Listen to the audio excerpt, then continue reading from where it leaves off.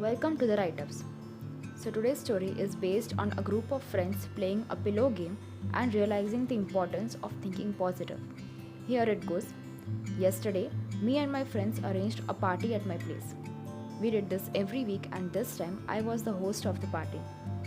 Talking about family and relatives, friends and co workers, all the gossips from the social media and the real world, what people are doing in their lives, who is on a trip, etc., were the only topics of our discussion.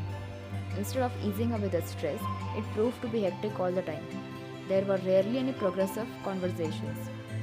So this time, I thought of doing something different. After my friends came over, I arranged for a game. The game was pretty simple. Passing a pillow, and whoever gets stuck with the same will have to perform an act. Obviously, nobody wanted that. So, when we started the game, everyone was getting anxious and kept throwing away the pillow to the person sitting next.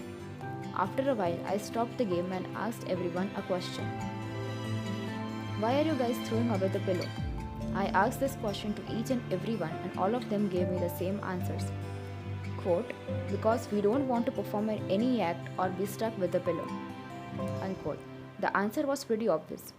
After that, with confidence of proving my point, I replied, if you don't want to act and throw away the pillow just like throwing away something you hate, then why don't you throw away the negativity from your mind and make your life positive and more meaningful?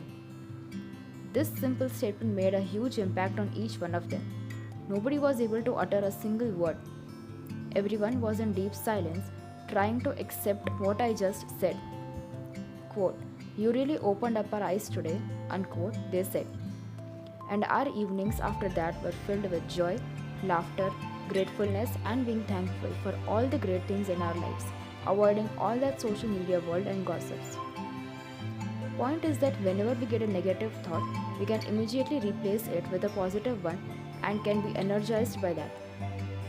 This is a technique known as opposition thinking, mentioned and beautifully explained in The Monk Who Sold Us Ferrari. So that's it for today. I hope you liked it and will see you in the next episode. Till then, think positive and avoid negativity.